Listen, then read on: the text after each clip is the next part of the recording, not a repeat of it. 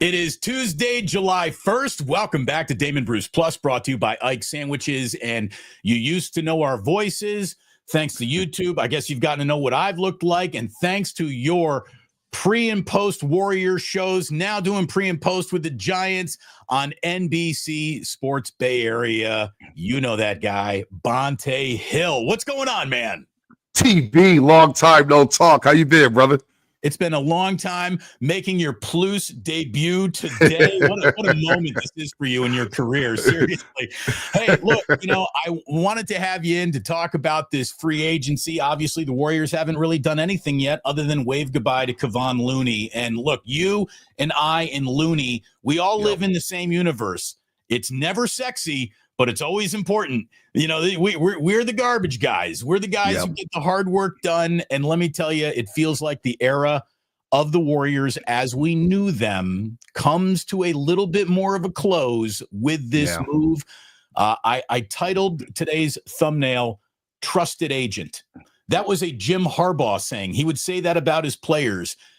I don't think there is any Golden State Warrior who has filled the bill of trusted agent quite like Kevon Looney did. I mean, it's well said, DB. You talk about he may not be a Hall of Fame player, but he's a Hall of Fame human being. And that mattered in that locker room. And when you think about the trials and tribulations of Kevon Looney, when he was drafted, obviously he had to have the hip surgeries, and everybody made the joke like, man, this guy's 20 years old. He looks like he's 30, right? He had an old soul to him. And we didn't know if he was going to ever contribute to the Golden State Warriors. They're in the midst of going to 5 straight NBA finals, and obviously they signed Kevin Durant. Kevon Looney was an afterthought up until 2018 in the conference finals against the Houston Rockets, where they're running pick and rolls to death with James Harden and Chris Paul, and they're getting the switch on the Looney. And every Warrior fan and every Warrior analyst is thinking, what the hell? Looney's on James Harden and Chris Paul? This is not going to go well. And it went well. And he held his own, and we're like, wait a minute. That Kevon Looney can move his feet and guard one of the sickest ball handlers on the perimeter in James Harden. And then you fast forward to 2019 where he plays hurt through the finals against the Toronto Raptors. Dude had rib cartilage issues. Kawhi Leonard hit him with a shoulder. He was out, and he played through it. And I think Warrior fans really said, you know what? This Looney guy is pretty tough. He's pretty damn tough. And then you get to 2022. And you can make the argument that he had a better postseason than Draymond Green. Oh, you can make that argument. I mean, his series against Boston. How about his game 6 against Memphis where he grabs 20 rebounds? What about his game 2 against the Dallas Mavericks where they rally from a 20-point deficit? They don't get to Boston without Kevon Looney in that Dallas series. He, for a guy who spent most of the regular season just wearing beige and blending into what the Warriors needed, this guy would turn into a rebounding animal in the postseason, and it just changed the Warriors' trajectory. And like you said, beyond being a good player in a good moment, this guy was a great teammate. This guy did whatever you need, coach. Whatever you want me to come off the bench in this game? You want me to start in this game? You need 15 minutes? You need 30 minutes? I'm here for it. You don't get a lot of guys like that in this league anymore. No, you don't. You don't. And he's a glue guy in that locker room. Guys listen to him. You hear Steve Kerr always say he's the moral compass, the moral compass. This guy was so cool. His family, his parents, I remember his mom ran up on me during the Boston series in the finals. She goes, Bonte, get your ass over here. I didn't know who it was. I thought it was just a listener. She goes, I'm Loon Dog's mom. I said, oh, Mrs. Looney. She goes, a couple years ago, I wanted to kick your ass, but you know what? You treat my son all right. So come take a selfie with me. That's just where he comes from. So it's a trickle-down effect, right, with his family. His dad was always cool, always had a glass of yak in his head, just enjoying basketball. But this guy was a trusted agent, like you said, DB. And that Dallas series, game 2, third quarter, he balled out. All of a sudden, that series is different if it's a split going to Dallas. Instead, the Warriors have a 2-0 commanding lead. They go to Dallas. They win game 3, and the rest is history. He was so dominant. And that Memphis game 6, I get the fortunes of sometimes watching the game in the tunnel, so I'm a little closer to the action, right, DB?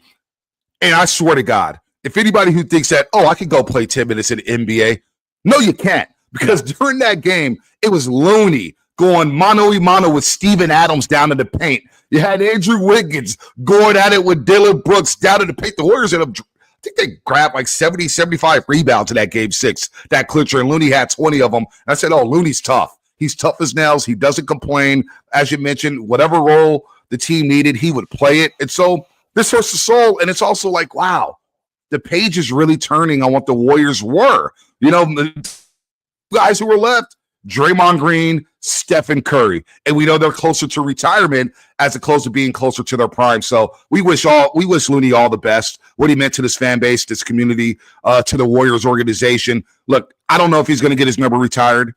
I don't know if he's getting any statues or whatnot because he was a glue guy. We get it. But he is a deserving champion that whenever he comes back in town and they announce, hey, come on, Looney's back at Chase Center, he'll get a standing ovation. He'll eat for free to Bay Area for many, many years. So, yeah, it's a tough blow, man, because we all like Loon Dog. I thought for the veteran minimum, there was a place for him on the Warriors. Oh.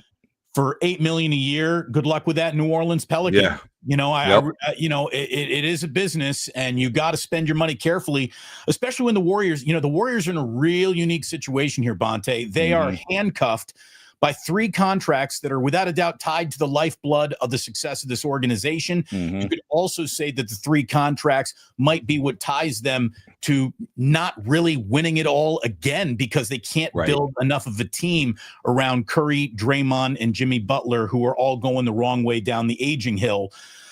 We are watching this league get faster. We're watching this league get more athletic. We're watching the league get bigger than the Warriors have allowed themselves to get. And that brings us to a free agency period that's been pretty sleepy here. I think this day has to end with either DeAndre Ayton or Al Horford coming to the Golden State Warriors. And if neither of those guys shows up, who's out there to be this team center next year? You're going to go to war with Quentin Post and Trace Jackson Davis. And I like both those guys, but good luck with that. You know, Quentin Post is very interesting how he's not on the Summer League roster this season. You know, you think he would need more work. And look, he was a nice addition last year, pick and pop 5, but they need him to get bigger and play more defense because he would get hunted on defense, which basically played him off the court. Other teams played him off the court. But I do find it intriguing that he's not on the Summer League roster, DB, because could he be part of a deal to maybe going to get another 5 who's more physical, who can rim protect, which they don't have right now on this roster? Obviously, you don't want Draymond Green playing a 5 for 82 games, especially at the age of 35, when he turns 36. So I wonder if Quentin Post could be part of a deal at some point today. Look, Al Horford's 39 years old. He's older. I get it. You need something, right? You need something on this roster. We know his IQ. He knows how to play the game. But does that help them get better in the Western Conference? You mentioned it. Oklahoma City, they're the defending champions. They're young, athletic, point of attack defense. They got it all. The Houston Rockets just picked up Kevin Durant. Clint Capella's a backup center. They're loaded in Houston, and they took the Warriors to the brink in 7 games. And if they hit any free throws in games 3, 4, 5, and 3, 4, or 5, they may have won the damn series, or game 1, 3, or 4, whatever games they lost. So the Rockets got better.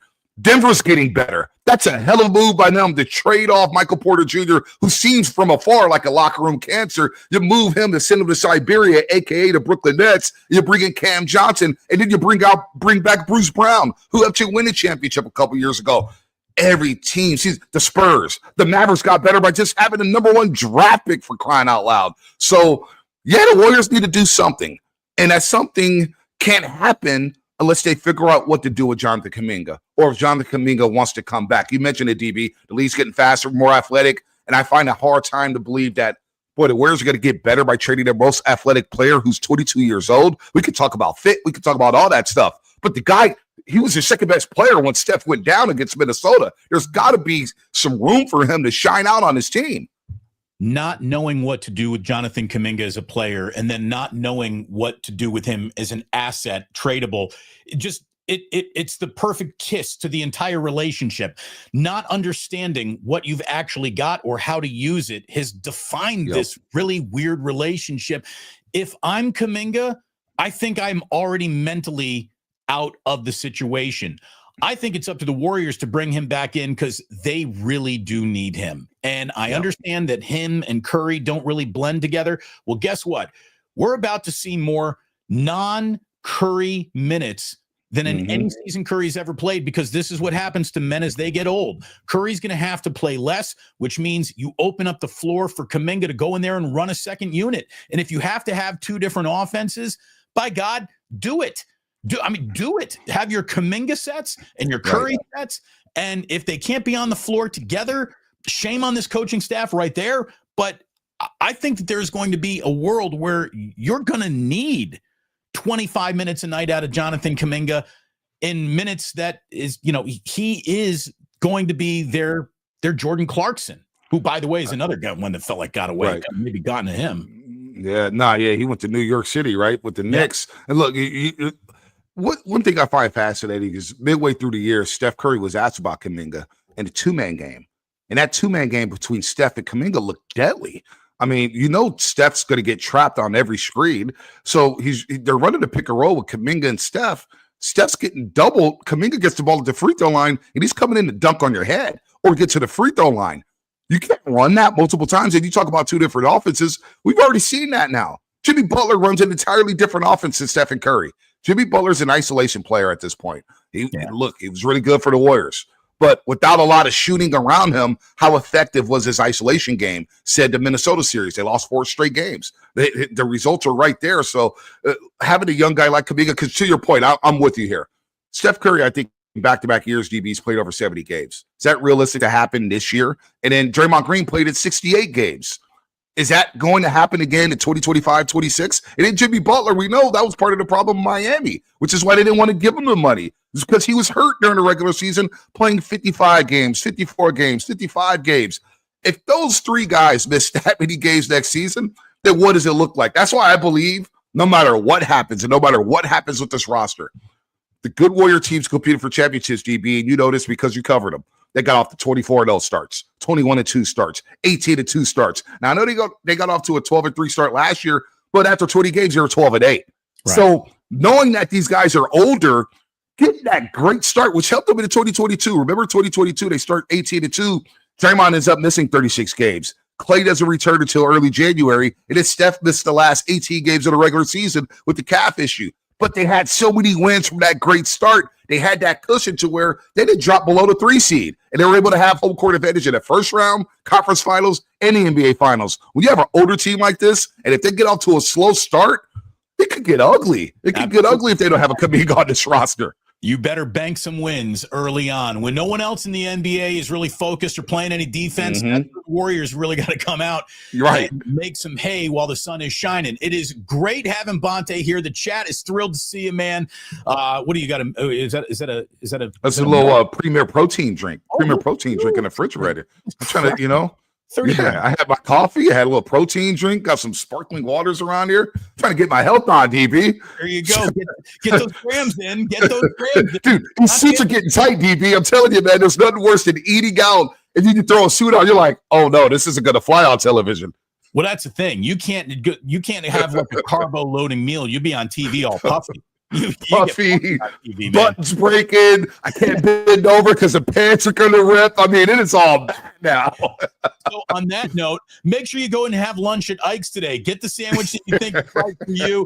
Ike's has been supporting the Plus since we launched, and we thank him so very much. The delicious sandwich with the Godfather sauce all over it. Get yourself a Damon Bruce. Go ahead and get yourself a Jamie Sirewich, if I can harken back to a little NBC Sports area lore. Get yourself an Adam Richmond. They are fantastic sandwiches at Ike's, and our good friends at the Dubliner. I'm even rocking the t-shirt here. Look at that. That's smooth. When you gonna come and get a pint of Guinness at the Dubliner with me on West Portal?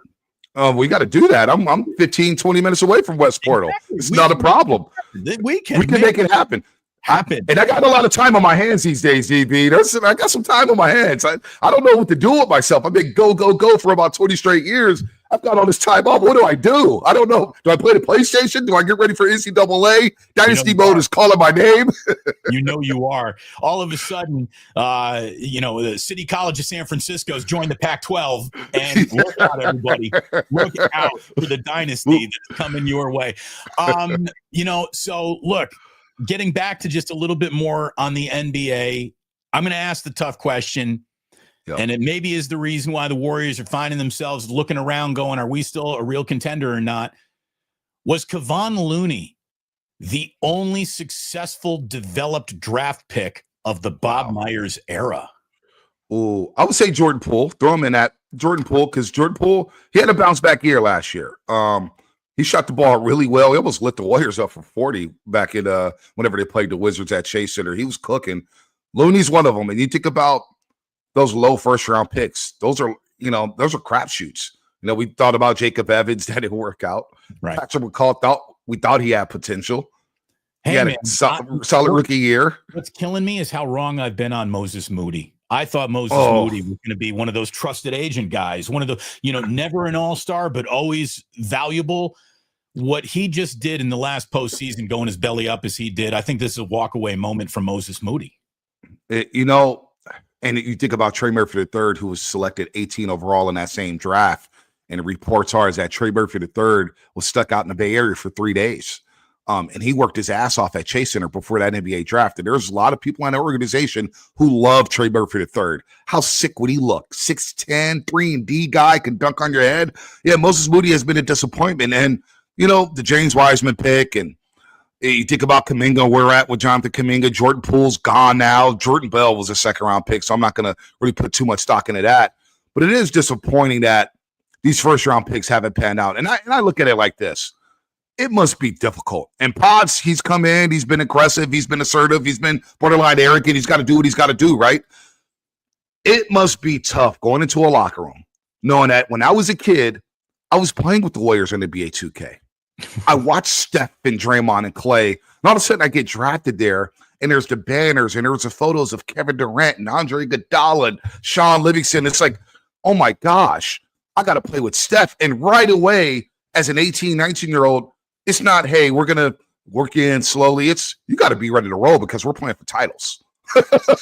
And so that's why it's so difficult for young guys to navigate the NBA and win. We don't see a lot of young teams win. Like OKC is kind of an exception to the rule, but they've kind of been through the wars of rebuild and got to the playoffs. They had the right amount of veterans in Hartenstein and Caruso to get over the top. But it's why you see a lot of young players really struggle. So I say all that to say, yes, it has been disappointing that we're at this point with Kuminga. 4 years in, we don't really know who he is. 4 years in, we don't know who really Moses Moody is. We didn't know who Wiseman was, and then he gets shipped off, and now he's a walking injury, unfortunately. And he's had a rough start to his career.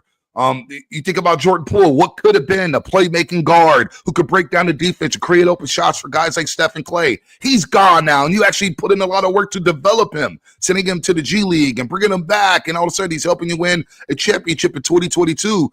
And so the whole two-timeline thing, or whatever you want to call it, it has not worked out for the Golden State Warriors. It seems to be a disconnect within that whole organization on, do we play the young guys a lot, or do we stick? And Steve Kerr's a veteran-savvy coach, right? He's going to do whatever he has to do to win games. And if that means play Ty Jerome and Anthony Lamb over J.K. and Moody, then so be it. But that question, DB, no, it hasn't worked out a lot for these first-round picks with the Golden State Warriors. And there's reasons for that, but it's unfortunate that has happened because now they're in this spot. Instead of looking at going into the future with all these young dynamic prospects, we're sitting here thinking, who's going to help Steph, Draymond, and Jimmy?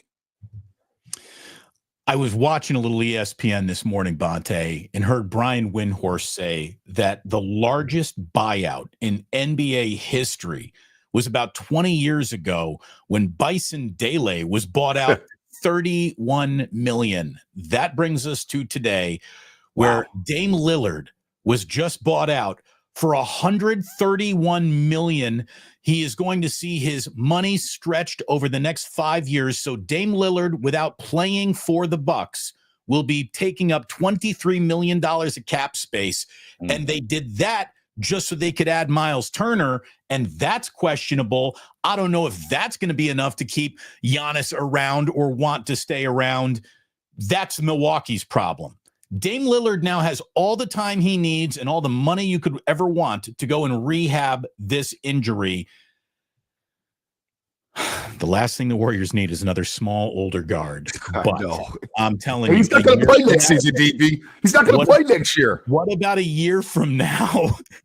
Do you think Dame Lillard would be willing to give the hometown discount to finally be a Golden State Warrior? I don't know. I don't see anybody giving discounts in the NBA anymore. No, there's no discounts. A discount in the NBA looks like Clint Capella's contract, 3 years, $21.5 million. Must be a nice discount, right? $7.5 million a year. That ain't bad at all. I could do a lot with that money. I don't see Dame coming to the Golden State Warriors because a year from now, who knows what the Warriors are going to look like? You know, where's Steph Curry's mental is going to be? Where's Draymond Green going to be? Are they going to be a playoff team? Are they going to be a play-in team? There's some people who believe that they would have beat OKC in the Western Conference Finals this season. I don't, but some people believe that. So I don't know where the Warriors are going to be, but to your point, you have Podge, you have Steph. I don't see where Dame fits in. He's never been a great defender. Right. When he's off the ball, DB, that's the difference between Steph. There's all these conversations about who's better, Steph or Dame. Well, look at what Steph does off the ball, and look at what Dame does off the ball. Dame doesn't move off the ball. He sits in the corner or on the wing.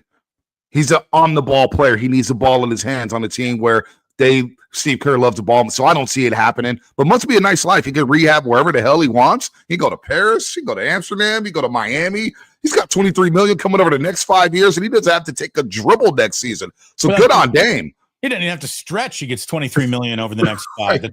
The stretched out contract now looks like. Speaking of stretched out, man, look, this is $1 billion business. I want guys to make as much money as possible, but eventually the bag that these guys are getting, that is going to be passed on to us. There's no such thing as a beer costing less next year than it costs this year in any NBA arena. And I promise you the price of beers and concessions is about to go up in Oklahoma City. And look, they just, win yourself an NBA championship. Be named the MVP. You'll set yourself up for good times. $285 million Supermax to Shai Gilgeous-Alexander. Great for him. But if you ask me, how does it all start falling apart?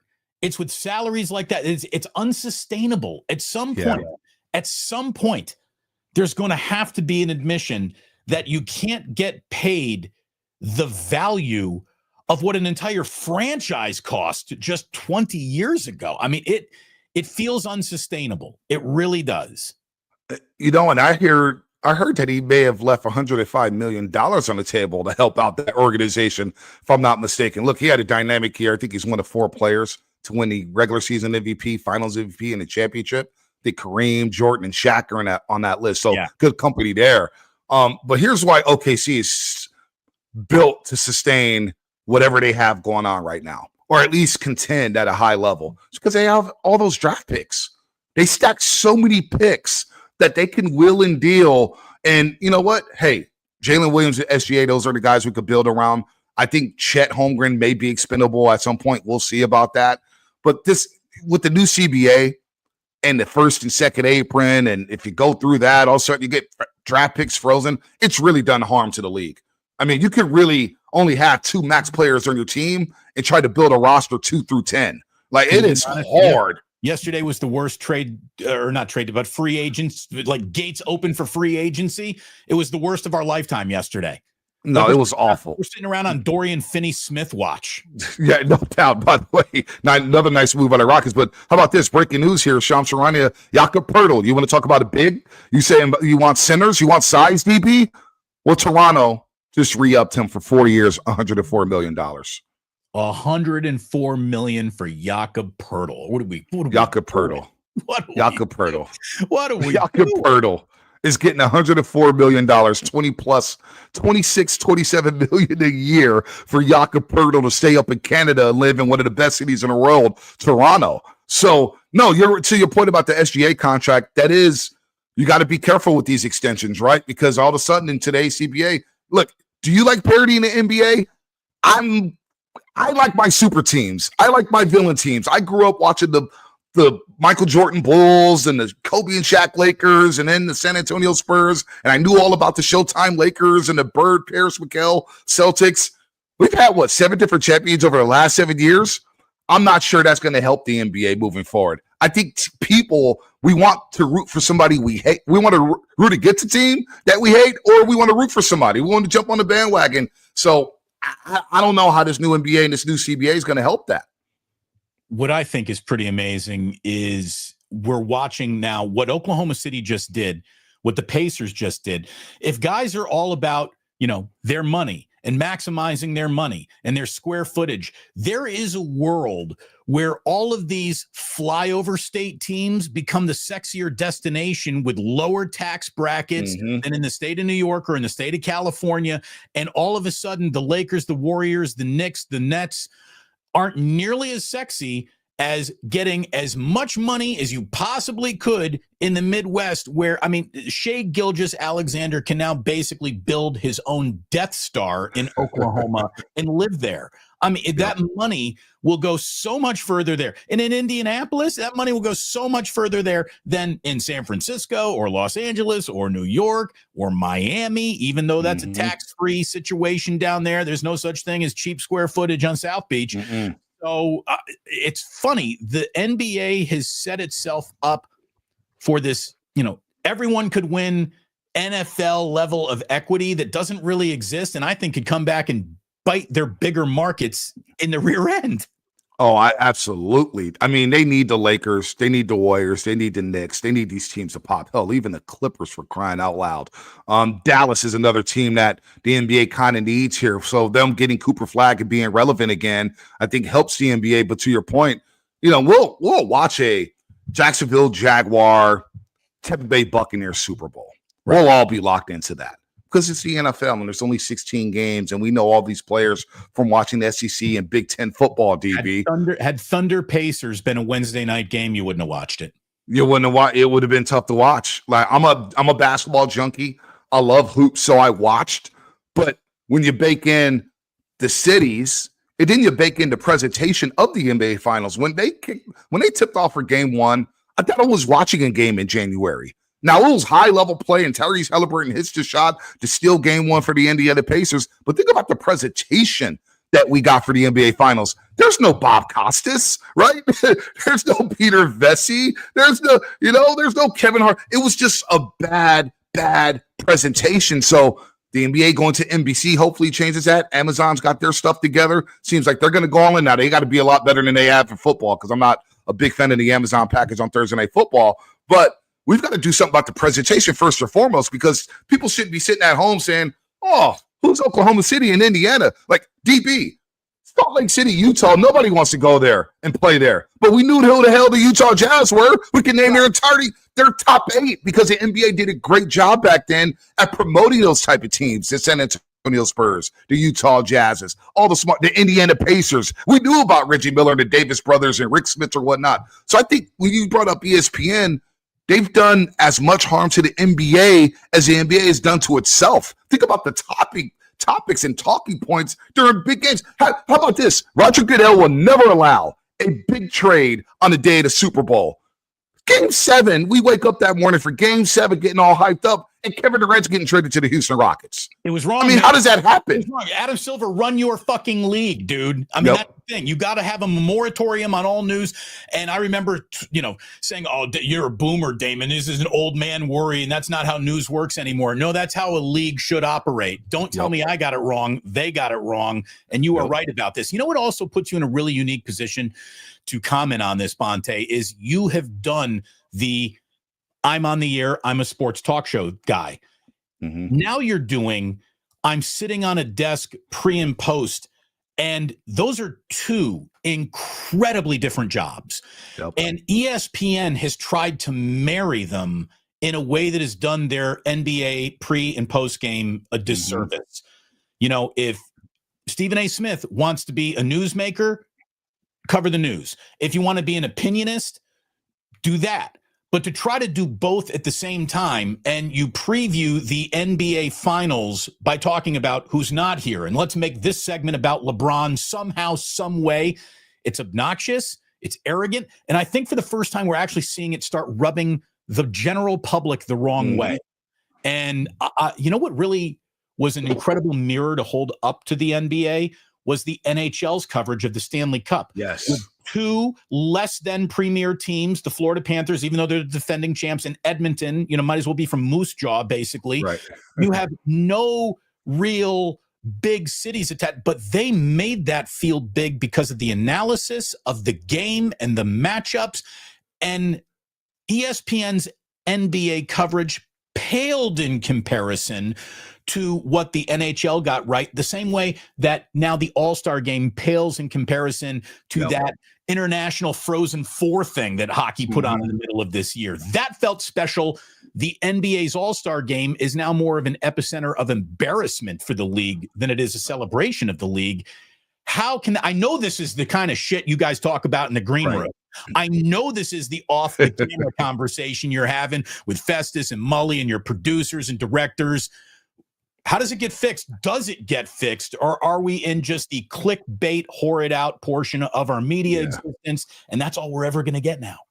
Yeah, that's well said, Damon. And there's a lot there. So let's unpack it like this. You're right about the hockey coverage. I mean, having Gretzky on there and even the guys I didn't even know, I was like, wow, they get a look at the chemistry on the set. It's unbelievable. Yeah. I even watch tennis. I've become a big tennis fan over the last 4 years. And what they do, whether it's ESPN or TNT for the French Open, my God, they cover everything. And it makes every match feel big time. And you get informed by each player individually, the weaknesses, the strengths, the numbers. They do a top-notch kick-ass job. I mean, I don't know if anybody touches the tennis covers that we get pre and post or whatnot. So when we think about the NBA, first of all, Stephen A. Smith, you're spot on. Either be on First Take or yell somewhere else on your podcast. You can't be on the NBA final stage yelling about Tyrese Halliburton looking scared. And then you get a role player in Kendrick Perkins where usually you get like Festus was a role player for the Warriors. Guys are glue guys. JTA's come in and done some shows with us. They understand their role, but they're not going to berate and disrespect players. If anything, they're going to uplift guys and kind of talk about the positivity of it or like what they're seeing on the floor. You got Kendrick Perkins, who was a guy who averaged, 4 or 5 points a game.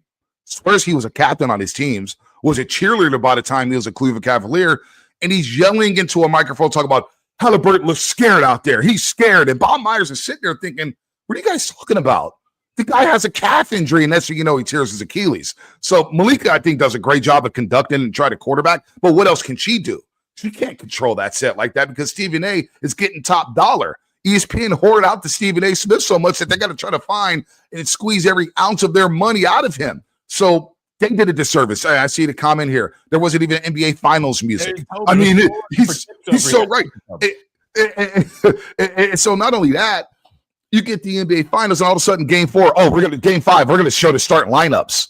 What? You decide that in the middle of the series? It felt desperate. So how do they fix it? The All-Star stuff? The All-Star stuff, quite frankly, need to go world versus USA and let the world team kick their ass for a few years and brag about how they own basketball. I think that would humble a lot of American basketball players and actually spice up the intensity in the All-Star game. Because I thought Mac McClung, the slam dunk contest, was fun. I thought he did a good job. But again, it's Mac McClung. Where's, I don't know, Zion Williamson? Where's the LeBrons of the world? Or somebody, Anthony Edwards. It would be nice to see him, right? I would have loved to see Jonathan Kuminga in a dunk contest. So we're not getting the biggest names to participate in the awards. You get LeBron James, who doesn't even fly up until the Sunday and then leaves 20 minutes into the All-Star game. You had too many breaks. So I think you got to go USA versus the world, and those international guys will take some pride in kicking the Americans' ass. That may fix some things because, as you mentioned, the Mullies of the world, they played hard. They played 82 games, and they took pride in it. All right, we're not going to play 100%. We're not going to game plan for you, but we're not going to let you punk us. We're going to give the fans a good show. That's what we deserve. And so I think it starts right there, DB. International flair gets the USA and have them humble the Americans for a couple years. I've always been a big believer in ass kicking will keep you honest. It really will. Mm-hmm. And sometimes getting punched in the face is what you need to be snapped back into the moment. And there are a lot of guys who have let go of the all-star moment and don't understand what it is because in their lifetimes, it has been devalued by their own heroes. You and I are just a little bit older than these guys, and we remember like angry looks in all-star games. We remember like it was a celebration of Magic being back and being able to still play. And got, Jordan's pissed. He's out there guarding them. You know, I mean, like that was a league that doesn't exist anymore and needs to be brought back just a little bit. Kobe, KG, Tim Duncan. Think about the All-Star game when the East came back from 20 with Iverson and Marbury and how they celebrated and Sprewell was talking trash. Like we grew. That's what we knew. That's all we knew with the All-Stars. And it's just so it's a coincidence now that LeBron James, who kind of hijacked the slam dunk contest by not doing it. Like that was the first of like how many big superstars growing up, DB, did we say, okay, we know they're going to be in a slam dunk contest? It was like an obligation to participate in a slam dunk competition, and he decided not to do it. And all of a sudden, we're not getting these big names. We got to go to the G League to find a dunker for crying out loud. We got to find a ninth man on the team where he's not even playing. We're like, who? Who's dunking? Who's that? You know what I'm saying? You got to fix all that stuff. It's a different world. By the way, the world is so different now. Hey, man, if you're not putting it on YouTube, people ain't going to see it. Bonte is going to be back on YouTube a little bit later today, 1 o'clock West Coast time on NBC Sports Bay Area YouTube channel with a little Warriors Now. And I hope you actually get a headline to read once or twice on this damn show you're going to be doing this afternoon. No, I hope so, man. I hope we get something from the Golden State Warriors. It's been quiet on the set as we're waiting for the Jonathan Kuminga domino to fall, but they don't have a lot of money. They've got guys, I mean, potentially had surgery over the offseason, right? And Moody had a cast on his hand shortly after the season. What are they going to do to get better? Is the big three good enough? Because, again, we could go down to Western Conference. San Antonio is going to be better. Dallas is going to be better. Houston's going to be better. Oklahoma City's not going anywhere. Denver's saying, hey, we just took OKC to 7. Let's make some tweaks here. And we feel like we could still beat them in a series because we have the best player in the world in Nikola Jokic. The Warriors have to get bigger. They have to get more athletic. So hopefully we get something during the 1 o'clock hour. I hate to say it, there's only one team that you can just go ahead and write off right now, and it's the Sacramento Kings. What a disaster. What a disaster. Anyways, man, it is awesome having you on here. We got to talk about how not only are you doing Warriors, but they're sliding you over to some Giants coverage as well. And look, if I may quote a mentor of both of ours, 2 things can be equally true. So, by any measurement, the San Francisco Giants are having a good year, an above expectation year. I didn't think that they would be as good as they are in many ways, and I'm not thoroughly unimpressed by what they're doing. They've got a great pitching staff. They've gotten off to some pretty good stretches of baseball, but then they made their big move. And I really did say, week before it happened, I said, man, this is an interesting team, and what Buster should do is something before the deadline. Buy another month of having a good player in your lineup, especially with Chapman going down. Like, now's the time to do something, and they do it. The big blockbuster trade for Rafael Devers. And I'm not here to say that it's not going to work out. But this guy, since leaving the Red Sox, has done more to hurt the Red Sox lineup than help the San Francisco Giants score some runs. And he's become a strikeout machine in a way that he hasn't been at any other point in time in his career. And I'm not going to just say, Pat Burrell for a week has ruined the guy as a hitting coach or anything like that. But this is not gone well for Rafael Devers. And let me explain why that is doubly bad. Bonte, if this guy can't hit in this ballpark as an established major league hitter, they're never going to sign a free agent bat for the rest of that ballpark's existence. If this ballpark gobbles up Devers' ability to put a ball in play, they're never going to sign a free agent with a significant bat. Like, this is a canary in the coal mine. And Devers better have some success, because if he doesn't, this is going to be a bell cow as to why you should never, ever, ever sign with the Giants. It better work out from him, not only this season for the lineup, but just future going forward. They're going to need a new baseball stadium if this guy doesn't work out in this stadium. Yeah, I mean, look, he had to bomb in a blowout loss to the Miami Marlins, just to a place. He cleared the bullpen. I was like, damn. He went Alpo Taco, gets the Red Sox. I think his power will translate. But watching him last night against Arizona, he went 0 for 4 with 4 strikeouts. I mean, I think he's got like 13. I think he had go to Sobrero. I think he's got like 13 strikeouts in the last 15 ABs. He's getting overpowered by fastballs, and it's a bad rut right now. I do believe that him, because I do believe in the human element of things. I know we look at spreadsheets and numbers. We say this guy gets $30 million a year. Suck it up. But from getting traded from Boston to playing right away with the Giants, he hasn't had a day off. I think the guy needs a blow. I think the guy's mentally fried right now. He's like, damn, I'm here to save the day. And we can't afford to have him out of the lineup because Chapman's gone, right? He's hurt. All of a sudden, Casey Smith's hitting the ball better than he ever had before this major league career. He gets hurt. So he's on the IL now. Last night, he gets hurt.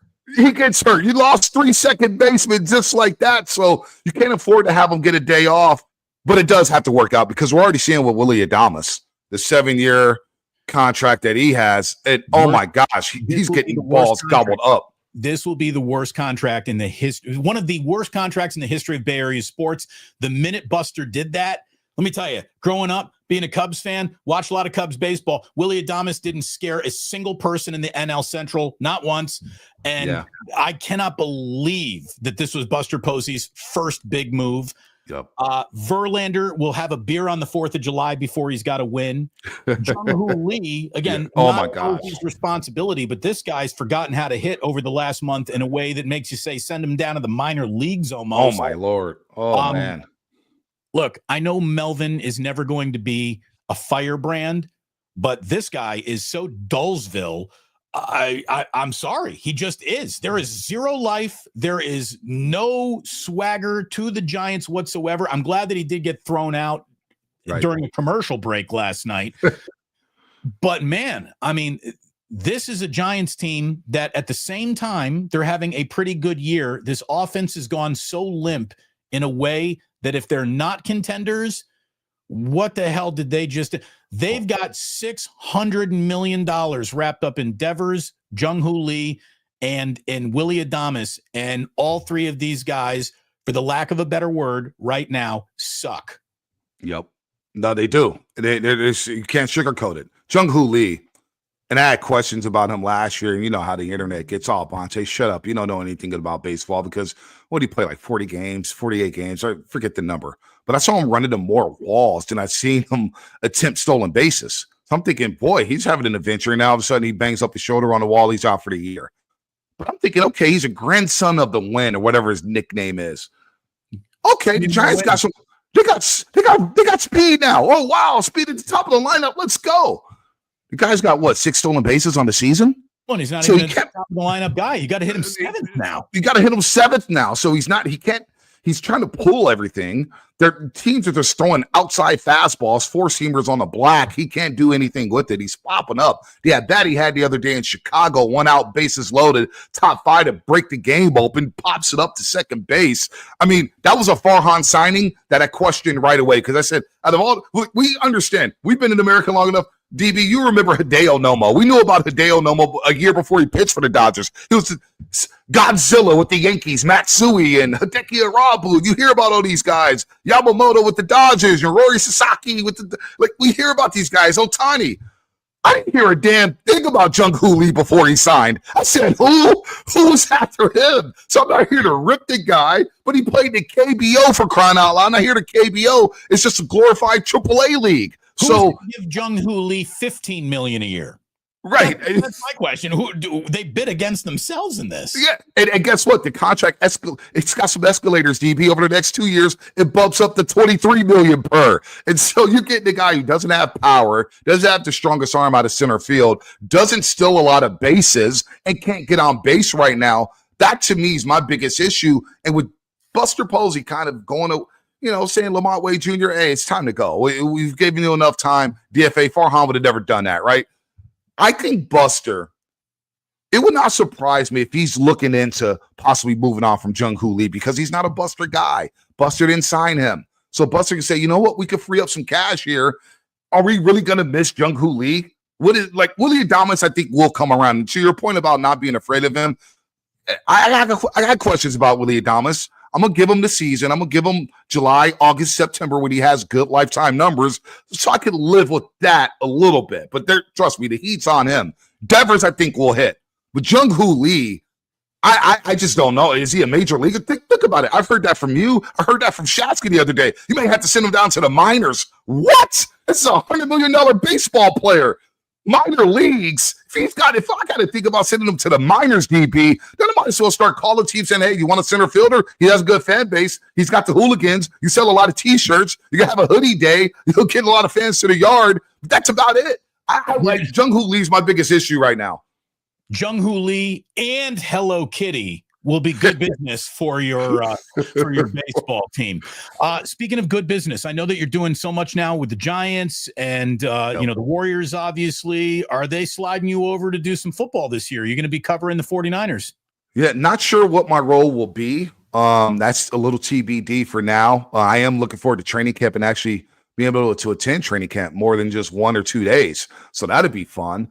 I'm not sure how that's going to work out, but I'll be around. I'll be around the mix for football. Well, there's no doubt, man. You're one of the MVPs over there right now. I'm old enough to remember the guy who was the intern at KNBR, walking into the studio for the first time, introducing yourself, man. And I'm just, again, there's no way that this doesn't sound like like an old guy patting you on the head, but I'm so proud of you, man. I have watched your entire career not just grow, but explode and go rocketing past so many people, man. And you've put in the work. And as we were talking about before we pressed live on today's live stream, you get to sleep now. You get to live a normal life now. You get normal human being hours for the first time in a long time. It feels good. No bags under the eyes. I'm like 8 hours of sleep, DB. Sometimes I wake up in the middle of the night. True story. The first day I didn't have to go into the mornings. And look, I miss those guys over there, 95-7 game. Look, none of this happens without that platform. But the first day, I forgot to turn off my alarm. So it went off at 4:15. I grabbed my phone, I looked at it, and I started laughing.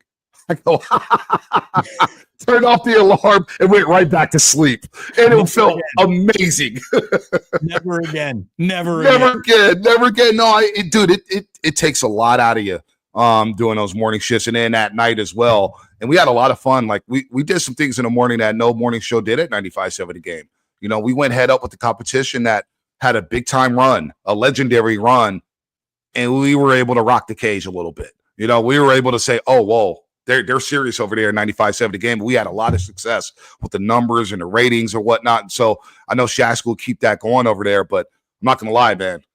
Waking up at 7:30, 8 o'clock feels a hell of a lot better than waking up at 4 in the morning. I tell you that much. No doubt about it. Not to mention when you got a little one at home, they take up a little bit of time too, So just a little bit. A little bit. Man, it was so great to have you on. Thanks for joining us. Let everyone know again. Warriors now on NBC Sports Bay Area YouTube. You're going to get going at 1 o'clock West Coast. Who you doing it with today? Monty Poole of Dalton Johnson. So we got the OG and Monty Poole, who's tapped in. Dalton Johnson, Warriors reporter, who's also had a nice rise in his career, coming from intern to now cover the Warriors on a day-to-day basis. And it'll be a fun conversation. We'll recap free agency. We'll talk about some of the things that are happening. Obviously, Jonathan Kuminga, what happens there. And hopefully we get some news. Today with the go to the Warriors. Got to get someone in there to play center. Just can't be Trace Jackson Davis, and good luck with that. It really can't be. So, we'll see what the Warriors do today. I wrap up each and every show with a little Today in History. Would you like to join me for Today in History? Absolutely. First of all, we start, Bonte, with happy birthdays. Happy birthday to Debbie Harry. Blondie turns 80 today. She did all the cocaine at CBGB's back in New York City. So I'm glad she's still with us. Speaking of cocaine, happy birthday, Dan Aykroyd, 73 years old today. Good day for the book of sugar. Absolutely. Missy Elliott is 54 today. Wow.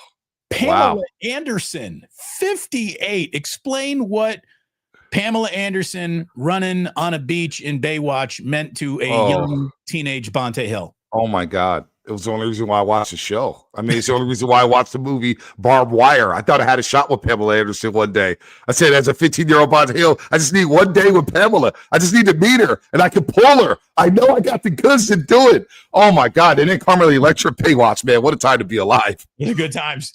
Good times. Was it Erica, Elena, or whatever her name was? Anyways, strong lineup. Strong. The Giants wish they had a middle. How about since you're at NBC Sports Bay Area, if they can't get a win out of Verlander, can we at least find Kate Upton in the crowd and get something out of this marriage?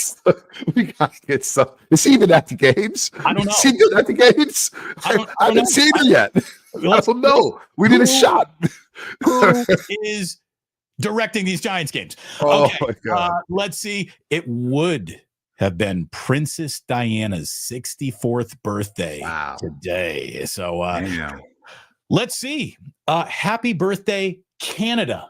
Kind of as we knew you. The Dominion of Canada was formed today in 1867, Bonte. Subsequently, now celebrated as Canada Day. Happy Canada Day. It's also the day that O Canada in 1980 became the official national anthem.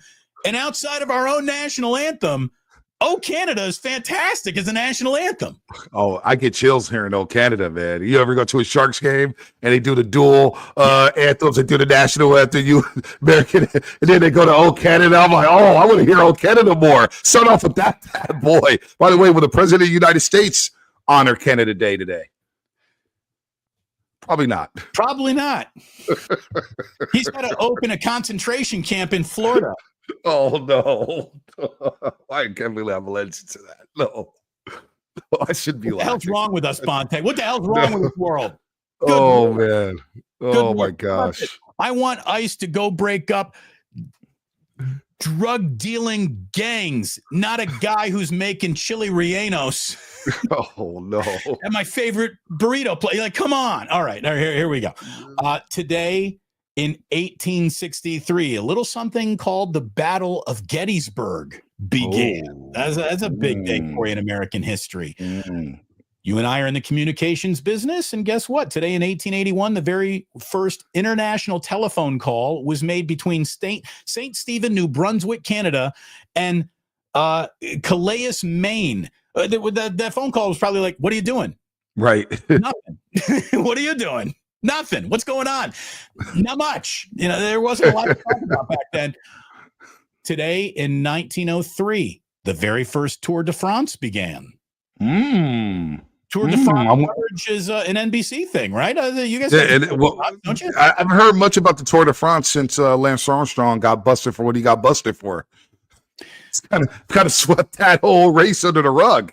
It's basically what would happen if Caitlin Clark blew her Achilles out. With all due respect to the Valkyries. Yeah. By the way, what do you think of Valkyries fans may watch. Dude, have you been to a game yet? No. Look, the style of play, I know, I get it. I get it with women's basketball. I took my daughter to the first game. I felt like I was at a Warrior playoff game. I swear to God, the fans are locked into it. And they've got the perfect branding.